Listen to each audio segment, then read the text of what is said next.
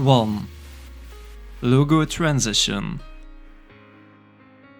Okay, so before I start explaining how to make this effect, there are a few things that you should take in mind. You need two clips that have enough contrast with each other. If you have two similar looking clips, you can grade them differently in the color grading as a solution. Then you need a logo. The logo that I'm going to use is a PNG with a transparent background. The effect works best if you have a thick logo that you can recognize by its outlines. If you have a circle emblem logo, for example, the effect won't make sense as you will just see a circle. So typographic logos, for example, are ideal for this effect. Your computer will need to calculate two clips and an effect at the same time.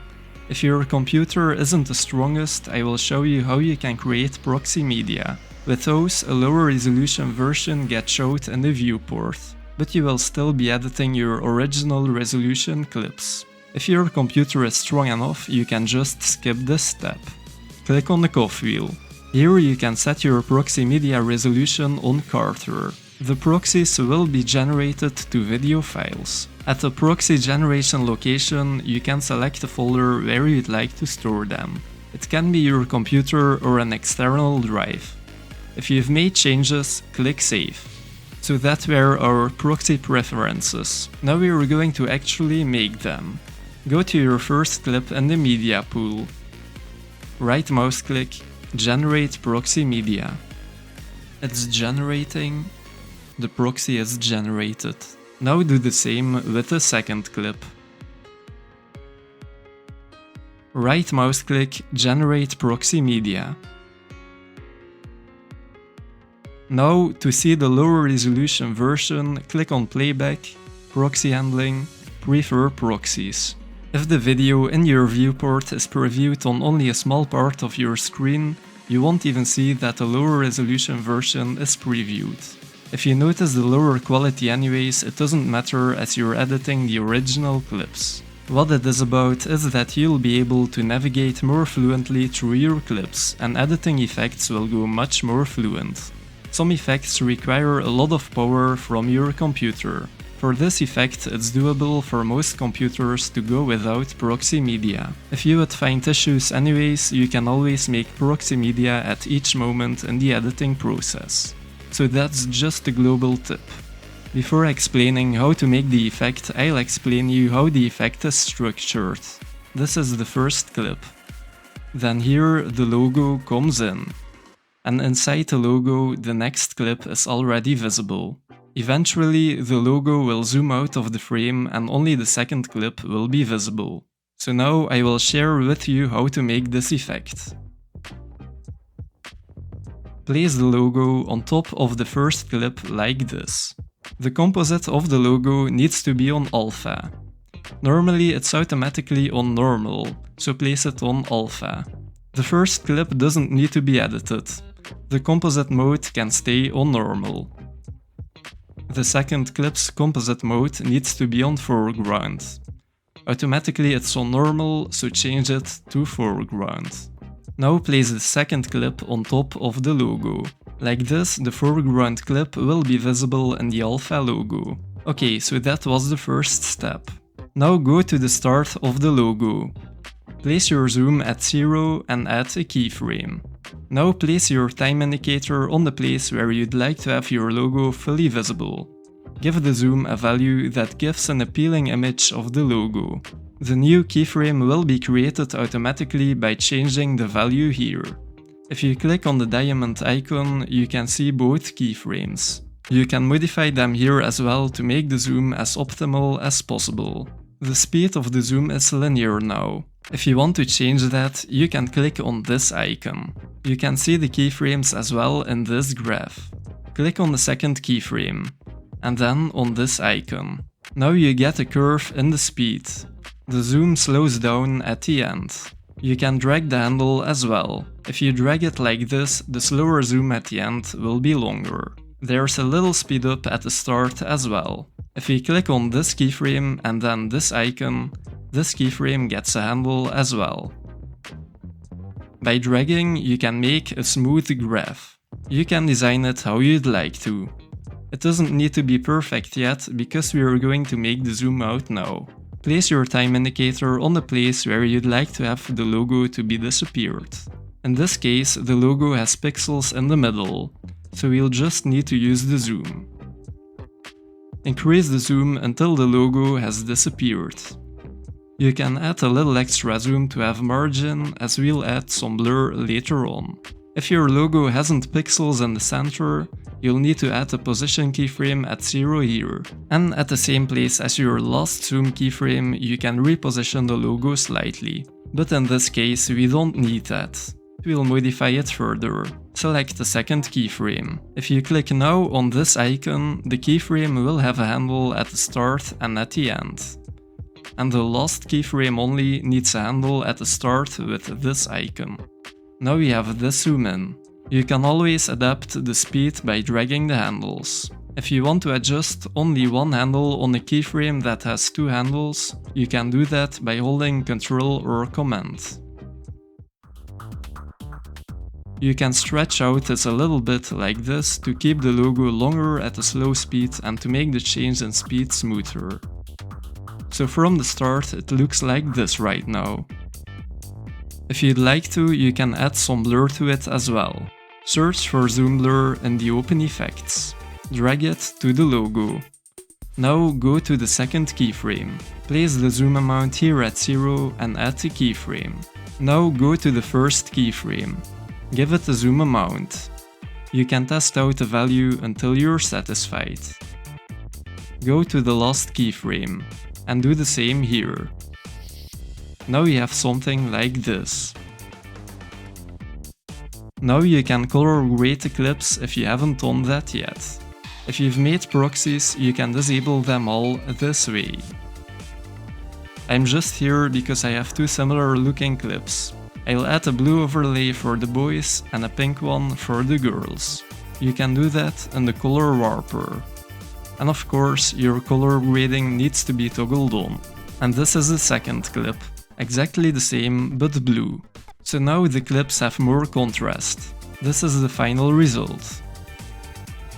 For those who don't have a good logo, I will show you how you can make this effect with a normal text layer as well. If you will make the effect with the logo, you can keep watching as well if you want to, as I will give some more tips. So I duplicated the two clips. The upper clip needs to be on foreground. Now search for a text clip and drag it to the timeline. Type the text that you'd like to. A font with enough thickness will work the best. Scale it up or down until you have the text in the size for your most important frames. Trim the text clip to the same length as your upper clip. Right mouse click on the text, new compound clip. If you'd like to, you can name it, and then create. Now the clip is in a compound clip. This is the same principle as a pre-composition in After Effects. The reason that we are doing this is because it functions similarly to a PNG logo. Put the composite mode of this compound clip on alpha. Make the zoom 0 at the start and add a keyframe. Go to the place where you want your text to be fully visible and make the zoom 1. Here you can see the keyframes. Go to the place where you want the text to be out of frame. If you zoom in, you can see that the logo doesn't go very well outside the frame. So we'll fix this with position keyframes. This is something that you can do with the logo as well. Adjust the position here until the text is out of frame and make a keyframe. Now you can go to the start and make it 0. But the most important is that you go to the second keyframe and make it 0 there.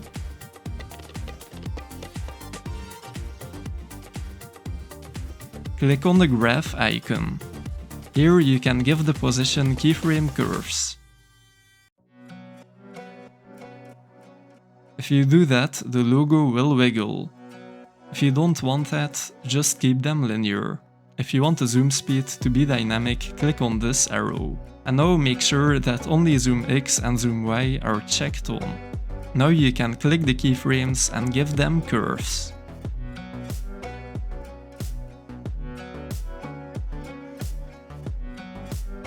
It gives this result.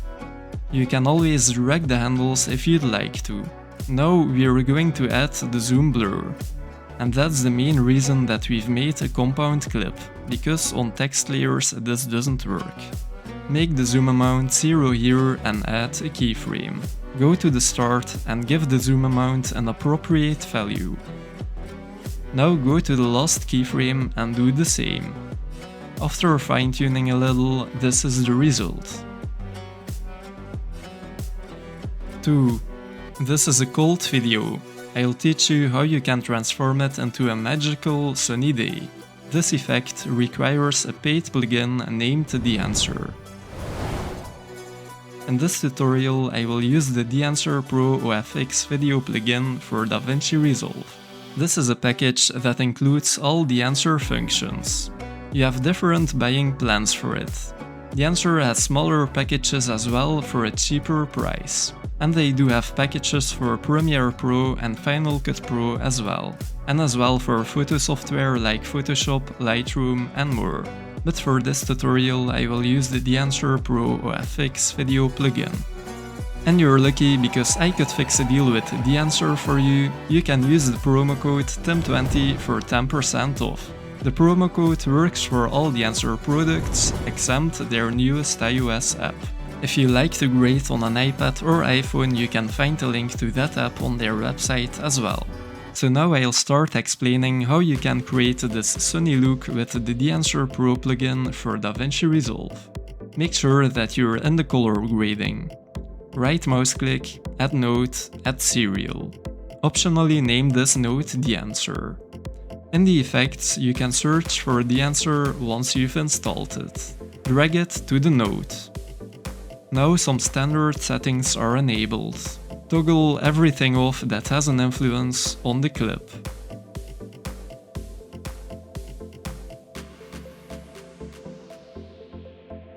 So if you toggle off and on the node, you can see that nothing affects the clip anymore. Search for halation and enable it. If you zoom in, you can see some orange highlights on the clip. If you choose a profile with a smaller distance, the effect will be stronger. With Amplify, you can weaken or strengthen the effect as well. If you choose no ramjet, then the glow will be heavier. So you can choose the profile that you like the most. And you can edit it to your favor. So these are the sunny highlights that we created. The rest of the image is still cold, so let's fix that as well. Dehancer has a lot of sliders. I will show you the most useful ones for this effect. With the exposure, you can brighten up your image. Here you can change the temperature. With the tint, you can make it more purple or green here, but you don't really need that. Here you need to enable it first. Contrast Boost will give you more contrast in your colors. And Color Boost will make your colors stronger. With Black Point you can adjust the brightness of the blacks, and with White Point the brightness for the whites. Here you have some more sliders as well. You can just test them out. Here are some color head sliders. These are important. So let's drag everything towards the most sunny colors. Here towards yellow. And here towards red. With the shadow, midtone and highlight tones, you can make it warmer as well. Here is bloom. If you enable it, it will come closer to reality. And you can change your profile as well. So this is it right now. I've shown you all functions, but I will fine-tune it all a little. I'll show you the most important things. I've placed the halation on Super 8 with an off amplify. I increased the temperature a lot and the tint just slightly. I exaggerate a little bit with the temperature because I really want to bring over that warm feeling. And with the black point and the white point I made the sky a little darker. So this is the result. You can apply this effect on your cold looking images. 3. Night vision. This is the clip where we're going to add the effect on. Search for night vision and drag it on the clip. Now it's a little dark, but you can brighten it up using some tools and the effect. You can increase the gain and the lift. and some other settings as well. You can just grade it here how you'd like to. If we zoom in, you can see some squares. These represent the lower quality of a night camera. You can modify them here in the pixel frequency, and you can change the color here as well. For camera shutter, I've made this with images, but you can make this effect with videos as well. So I've placed some clips next to each other. I've placed some sound effects as well. I will link them in the description of this video and you can download them for free. Make sure that your audio tracks are on mono, so that you can hear it in both ears when someone listens with headphones. You can make a track mono by right-clicking here, change track type to mono. Do it on all tracks where you have a sound effect. For the video effect, search for push and drag it between two clips, so now you have that slight effect. You can change the length by dragging. And you can change the direction here. If you want to duplicate it, you can move them while holding Alt or Option. So now we have this. 5. Compositions. We are going to use 9 clips. You can use more as well, as long as you can create a good full frame composition with it. The single clip that you see is there because you can add 2 clips with a transition on a single place. The color grading has already happened, you can do it afterwards as well. We'll place 9 clips on top of each other, which will take a lot from your computer when playing. To navigate smoother, you can create proxy media. So click on the cog wheel, place the proxy media resolution on quarter. And here you can choose a folder on your computer where the proxies needs to be stored. So click browse if you want to change the location. I didn't make changes, but if you did, click save. Now select all the applicable files in the media pool. Right mouse click on the selection, generate proxy media. And now it can take some time. This is shown speeded up. If it's ready, click playback, proxy handling, prefer proxies. Now the color grading looks a bit shitty, but that's not in reality. We created a lower resolution version of the clips for preview. You'll keep editing the real resolution footage. And to make it even better, you can toggle off the color grading as well. Now place all videos that you want to be visible at the start on top of each other. The resolution of the timeline is Full HD, and as we have 9 clips, the length and height will be both 3 times less, so 0.333. We'll place this one on the left top corner now. 1920 divided by 3 is 640. So minus 640 on the x-axis. And 1080 divided by 3 is 360, so 360 on the y-axis. Now I'll share a trick to give in your values for the other clips faster. Select a clip, press Ctrl or Command C, now select the other clip, press Alt or Option V, and now you can paste the video attributes. So select Zoom and Position. Apply. And now this clip has the same values. So all you need to do now is change the position on the x-axis. You can paste attributes on multiple clips at the same time as well, by the way. So I just made a composition. All values that you need for 9 clips are here. Zoom is always the same. So if you play them, every clip plays at the same time. Search for adjustment clip. Drag it on top of all the video clips and trim it to the same length. If you zoom in now while standing on the adjustment clip, all the videos below have a zoom in. So you can place it on 3 when you have 9 clips. There is no loss in quality, the resolution just looks a little bit lower because the proxy media is toggled on. Make a zoom keyframe on the place where you'd like to have a zoom out, for example. Go a little bit further and make the zoom 1. If you click on the diamond icon, you can see 2 keyframes. You can adjust them here. The speed is linear. If you click on a keyframe and then on the graph icon, you can make it dynamic. So click on this keyframe and then this icon. And when you select this keyframe, click on this icon. Now the zoom has some curves. When you drag it like this, for example, the zoom will start slow and end fast. When you make it like this, the zoom will start slowly and end slowly. So this is what we have right now. Now we need to make a transition to another clip. If you trim this clip, then there's space for a second one. So drag the second clip into the gap. Press Ctrl or Command C and then paste the attributes to the second clip with Alt or Option V. Let's trim the leftover part off, by the way. Then you have this. So this works if you don't add the transition effect. If you add a transition effect, let's take a push as an example, then the effect is going to be added to the whole composition. So that's not the way to go. Let's delete the effect. I'll show you how you can do it. These clips need to have their original attribute settings. Now you can add the transition effect.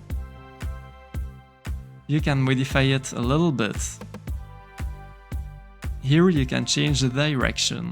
If you select these clips now, you can right mouse click and make a new compound clip. You can optionally name it. Click on Create. Now the two clips are nested into a compound clip. You can give the compound clip the right attributes now.